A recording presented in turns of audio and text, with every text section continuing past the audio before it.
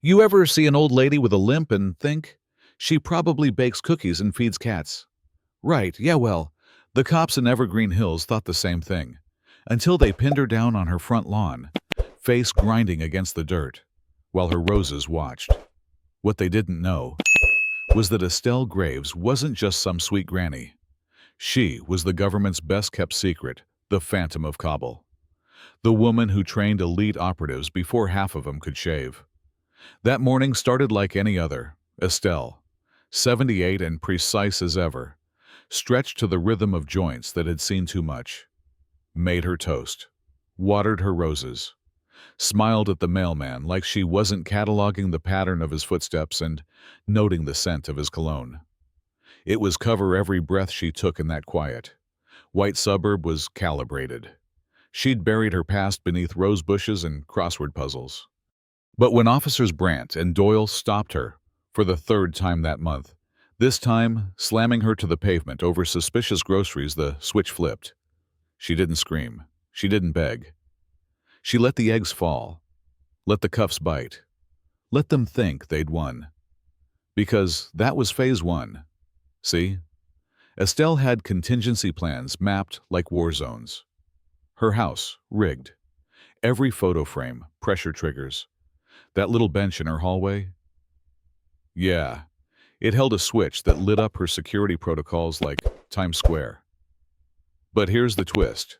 Detective Lena Rios, assigned to observe Estelle's case, wasn't just a beat cop. She was deep cover federal, sent to investigate corruption inside the Evergreen Force. And the moment she saw Estelle's file, she knew. Knew from the medals tucked away behind false IDs. Knew from the coded messages written in old letters. Knew she wasn't looking at a victim. She was looking at a weapon. So when General Hollis showed up, white hair, polished boots, big promises demanding the old files from Project Rainvale, Estelle played it cool, offered tea, lured him to the wall panel, let him follow her instructions, then blinded the bastard with a homemade compound laced into the paint. While he stumbled, she moved silent, surgical, just like she had in Beirut. 83.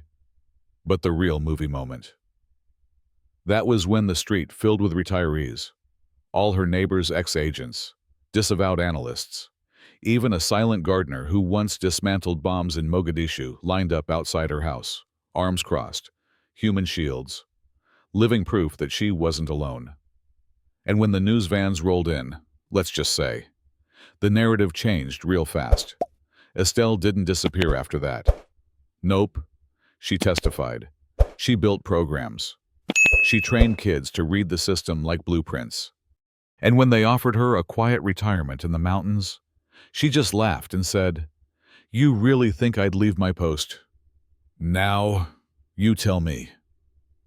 If you saw Estelle at the store tomorrow, would you thank her? Or would you call her crazy? Because the real question isn't what she did back then. It's what you'll do when your own neighborhood turns silent. And someone like her is the only one who sees the ambush coming. Hit that like button if you believe power shouldn't come with a badge alone, and tell me in the comments, was justice served?